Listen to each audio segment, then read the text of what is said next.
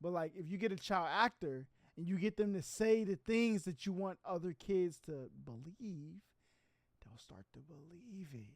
You know what I'm saying? So they're using Rebecca, like other companies such as, we're not gonna name those, abuser. All right, that's what it should have been called. Cause adventure, not the word. We ain't going no adventure. We were abused. Let's see what Matt Pat got to say, man. Hey there, friend. Welcome back to the neighborhood. Today we're going on an adventure. But first, we'll The butcher, the mortuary. Come on, man. need supplies. Let's go to the store. Can you click on the equipment store? That's right. We need to go to the sporting goods store. Today, we're going on a hunting adventure, so we're gonna need to protect ourselves. What weapon should we bring? Protect the knife. I think we'll need something a bit bigger than that. That's what she said. Unfortunately, before she kicked me out. That's better. Look at that. We're ready to hunt. Where should we hide? In the closet. Too cramped. We can't hide back there. I'm waiting for you in your closet. Sweet dreams. Hold on, Matt Pat? Never mind. I was about to... Hello, Internet! Welcome to Game Theory, the show that regrets the things it had to do to make this video. Tell me the lore and I won't. I love you. Oh no! Give me another chance. No! You're done. I'll never forget you, Blackbot! Your sacrifice shall not be in vain, because today we're gonna figure out what's going on with the internet's own version of Dora the Explorer, Amanda the Adventurer. You might remember last year when we theorized about this little game. It was developed as part of a game jam, and as a result was simple in its approach. You put different VHS tapes into VCRs, all acronyms that I'm sure you Zoomers understand. And we answered questions posed by the lead character, Amanda. By feeding her the wrong answers, Amanda would get angrier and more chaotic, eventually losing control and becoming a monster. The internet fell in love with this thing, and since then, it has gone through a major glow up. Gone is the tiny living room, gone is being stuck staring at a TV screen, and gone are all the demonic drawings on the wall. I wonder if we step further back if we'll see.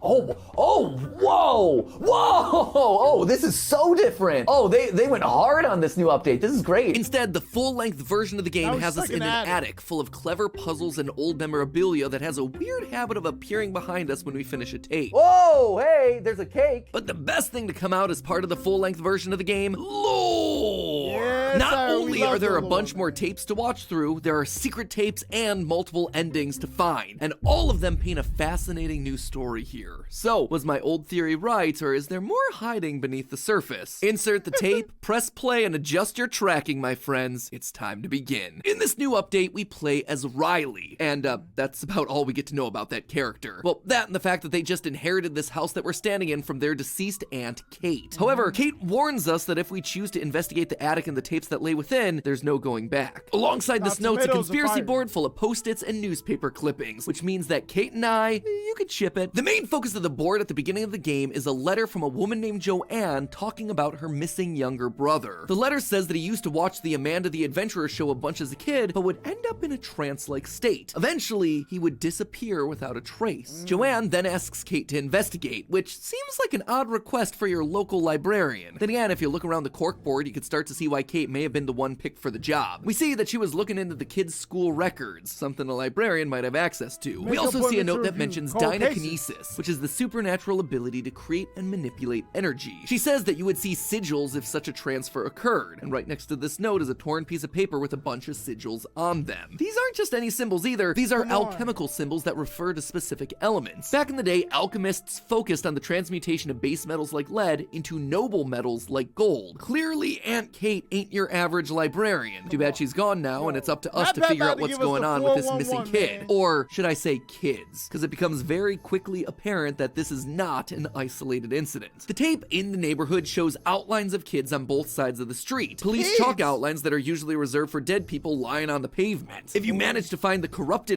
I never knew there was kids. I thought those was regular grown-ups.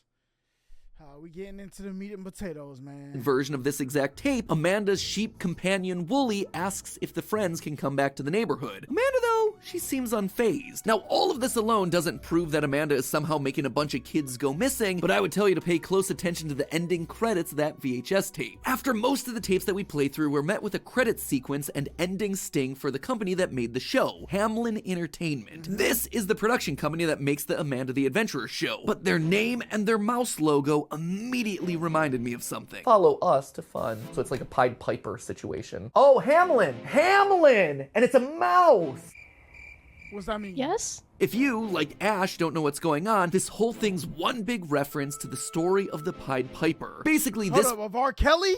Because they was cooking that, man. They said the Pied Piper, or R. Kelly called himself that. So let's see what this story is about. fairy tale's the story of the town of Hamlin. See, there's the name right there. It's overrun by rats, and there's your logo. And so the town hires the Pied Piper to play his magic pipe to get rid of those rats. And he does exactly that. He plays a song that lures all the rats to him, where he then leads them down to the local river to drown themselves. However, when the town of Hamlin doesn't pay him for his services, he once again uses his pipe. But this time he plays a Pause.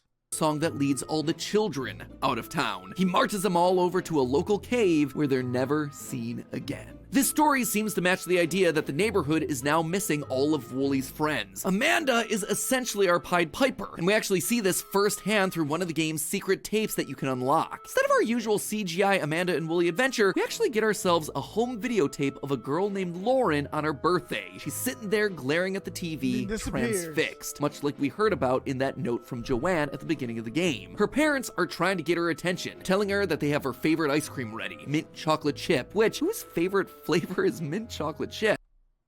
I used to get mint chocolate chip, no cap. All right, come on. Thin mints, bussin'. Junior mints, bussin'.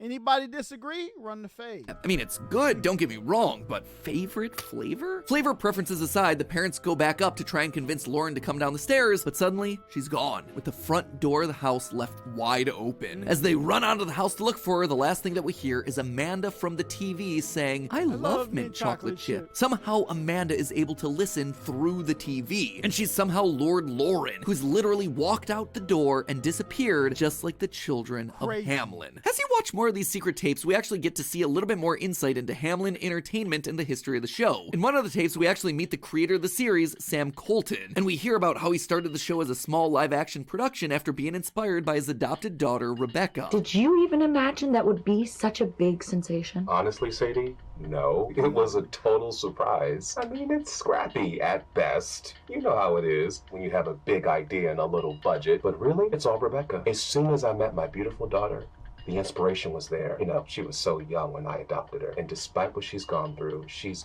always seen the world with such kindness and joy. You actually find a newspaper clipping on the conspiracy board in the attic during the time puzzle, which has an interview with Sam, where he says this, quote, we may not have the budget for a big production, but I truly believe there is a soul that transcends that. Woo! Keyword alert. Keyword alert. Anytime an indie horror game mentions the word soul, you know that things are gonna end badly. And sadly, my suspicions were correct here. In the VHS tape, Oh No Accidents, there's a flash frame that reveals a credit for a chief neurosurgical expert, which at first glance would make you go, why does a kid's show need that? But Amanda eventually answers that exact question for us in the tape, Everything Rots. Sometimes I feel myself rotting, but it feels far away. If she can feel her own body rotting far away, that means that Amanda has a physical body outside of the show. And who else is that gonna be but the girl that played Amanda in the original live-action production, Rebecca? I suspect that this chief neurosurgical expert has figured out a way to put her mind, her consciousness into the series, literally becoming the soul of the show. She still does have some sort of link to her body, able to feel it rotting, but clearly that's not supposed to exist, as the tape distorts anytime she thinks about it. There is good news though. While her body may be rotting, clearly there's still a chance to save her. In the final tape, we see Amanda playing alone on a couch, drawing with crayons and asking if we can share secrets. If we say yes, the TV audio effects disappear, and clear as day, she tells us, I'm out there. Somewhere. Rebecca is alive. Sure, her body might slowly be atrophying and her mind might be separated from her body, but there is still time to save her. That said, we're gonna have to face the evil that's up ahead if we hope to do it. What is that evil? Ask yourself this: why would Sam, Rebecca's seemingly loving adopted father, do this to her? Was it just to make the show more popular? Did he need to gather more children to him like the Pied Piper? Man. I know we talk a lot about awful father figures across the various series that we cover on the show, but I was He can't be worse than William Afton. Not a chance, man. hoping that maybe, just maybe, this one would be a little bit different. Thankfully, it is. The indie horror gods heard my plea with this one because it turns out that Sam isn't the one at fault here. He is no longer the one steering the ship. Yes, Amanda the Adventurer was his live-action production, but he sold it to Hamlin Entertainment. Come on. Hamlin's starting to sound like Dick. Just kidding. I'm not going to say it. I'm not going to say it. But all I'm saying is y'all see Orlando Brown. All right? Help that brother.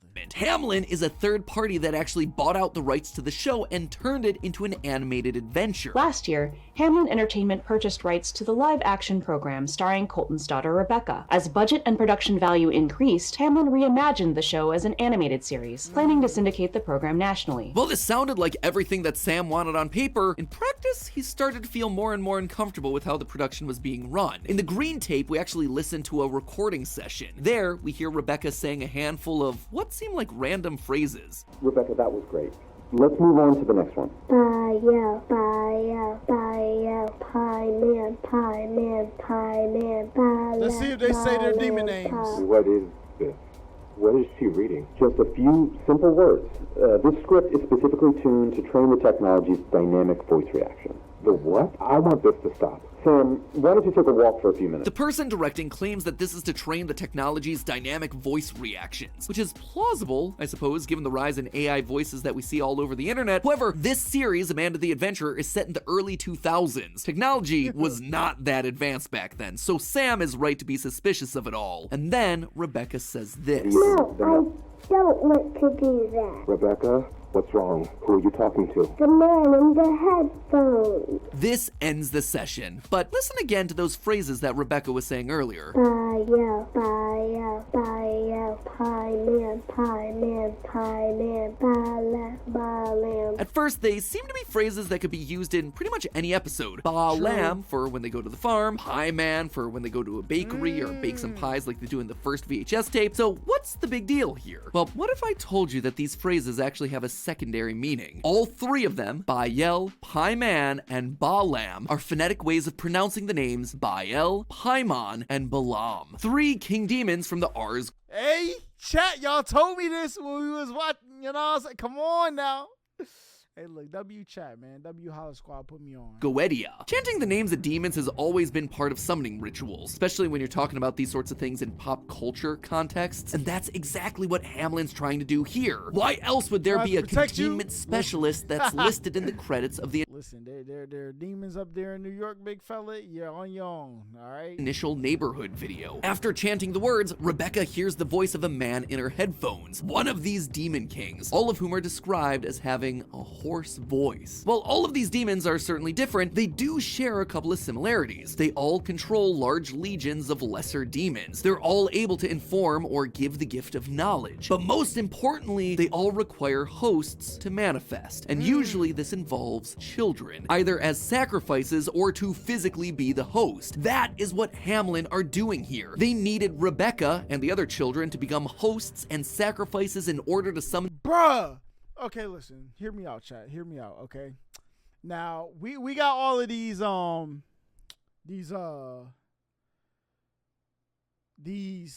networks that got child actors. You know, YouTube be like, yo, if it's for children, let us know. You know what I'm saying? But like, if you get a child actor and you get them to say the things that you want other kids to believe, they'll start to believe it.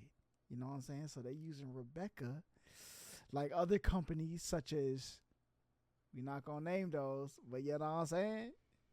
these demon kings and gain their knowledge and power. These children would be led to the slaughter, which is why no matter what location you pick, it always leads you back to the butcher. The eyes on those That's meat crazy. products aren't just a cute aesthetic choice, my friends. Those are past victims, past children that have been led to the chopping block. However, there was one thing that stood in Hamlin's way: Rebecca's father, Sam. I would suspect after this sort of incident, he wanted to pull Rebecca from the show, maybe even find a way to pull the rights entirely. And so, as most of these evil companies tend to do, they And it's a mouse and it's a chat.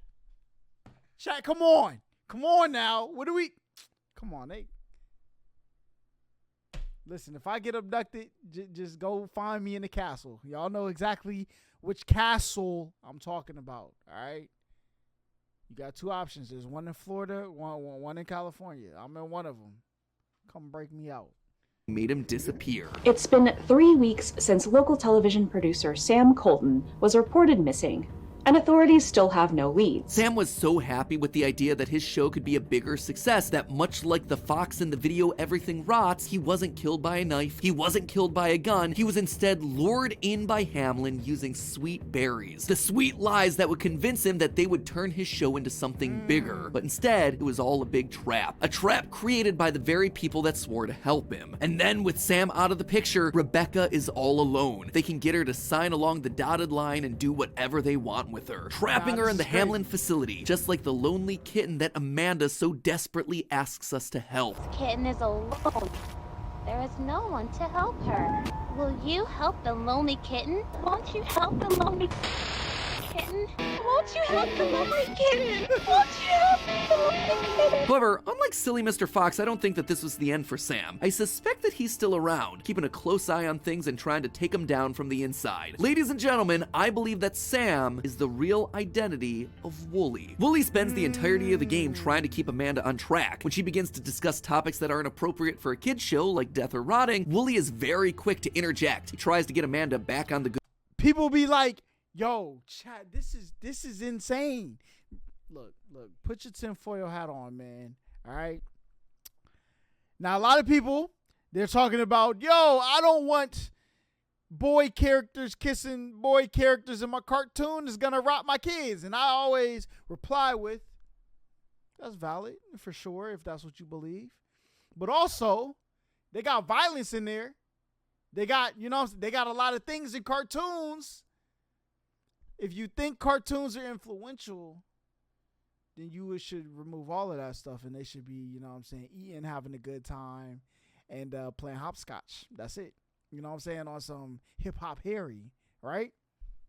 But Wooly is like, yo, don't talk about that in the kids' shows, because then kids are going to start the chat, bro.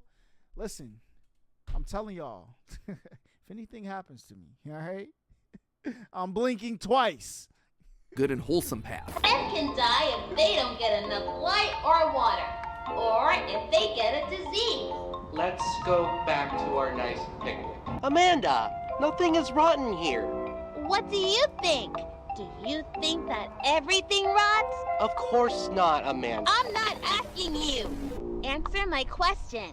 You don't have to answer that. This strikes me not as the actions of a fellow child, but rather of a parent. We hear a story during one of the secret tapes about how after Sam's disappearance, the show begins to change. It starts to talk about inappropriate subjects. This is not the show that Sam built, and he can see that. Wooly doesn't just play the killjoy either. He's also the one that tries to help Amanda by keeping her calm. When Amanda loses control, the monster comes out, and Wooly knows it. So when she starts to forget things or remember the bad stuff that's happened because of her, he desperately tries to make her happy. I think Amanda is confused. Shh, here's a secret. It's my birthday. Maybe we can help her out. Sounds to me like the actions of a concerned father. He knows what Amanda is and what'll happen if the monster's let loose, so he steers Amanda and the player towards positive and happy subjects in order to keep that beast at bay. But the monster and Hamlin are fighting back. In their visit to the farm, Wooly is constantly being silenced. Amanda tells him that sheep don't talk, and as we go through, he begins to baa uncontrollably. Chat, and they showing the character as an animal. A lot of people, it'd be funny because people would be like, yo, they shouldn't show this or that in cartoons. But like, they'd be like, oh, SpongeBob, he does this. Or like, the episode of SpongeBob and Patrick where they were like, parents to the oyster. And people were like, oh my God, like SpongeBob is, you know what I'm saying? I was like, well, SpongeBob is a sponge, not a human boy, so, or a human man. But now they got Wooly trying to, come on. being silenced. Animals don't talk. Listen, y'all are not equipped to get this message across. Let me do it. That's what Amanda's saying. Amanda tells him that sheep don't talk. Blink once if you're in trouble. Look, if y'all see me blinking a bunch of like, I'm going to be in there like these. Yeah, chat. So how y'all feel about, if y'all see me acting like that on stream, they got me. All right? And I need to be rescued. But until then, you know what I'm saying? I'm going to tell y'all what I believe, okay? And as we go through, he begins to baa uncontrollably until he becomes another mindless sheep like all the rest. Come on, man. Finally falling in line with Hamlin's plan. It's actually pretty diabolical. You're wanting to turn Rebecca into Amanda, so why not test out that mind transfer ability on someone you don't mind accidentally killing if it goes wrong? Notice that it's only Or what if he put himself into it? You know what I'm saying? To go rescue her. once Wooly becomes a true sheep that we see Amanda asking to help the poor and lonely kitten, the kitten that represents her. Now that Sam is gone, she's truly alone, asking for someone, anyone to help her. It looks like this kitten is in big trouble. It might die before anyone can help it. But hey, well, Riley really did luck out just being gifted a house by their aunt. Sadly, we're not all that lucky. We just can't wait around for a property with an attic this large to fall into our laps. Fortunately, you can start saving up today to buy the house of your dreams thanks to today's sponsor, SoFi. Yeah, you got me with that one. Do we have any more SoFi, www? Hey, look, all I'm going to say is I think I got this one, okay? I told y'all when we was watching the Corey playthroughs what I thought about the game. And I feel like I have now I'm not going to say been proven right.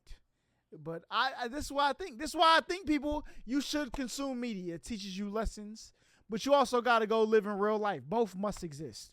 Okay? You don't take the red pill, you don't take the blue pill, you take both the pills. The purple pill, all right? You know what I'm saying? That's blue and red together. Listen, they taught me that in art, two primary colors mix, you make 7 secondary colors, which is purple, all right? Listen, I remember my 4th grade art class like it was yesterday, all right? But I do think Amanda the Adventurer does signify that. Now I'm going to go back and watch Dora the Explorer because now it got me second guessing Boots. Who is Boots? It's Boot, that monkey. That monkey.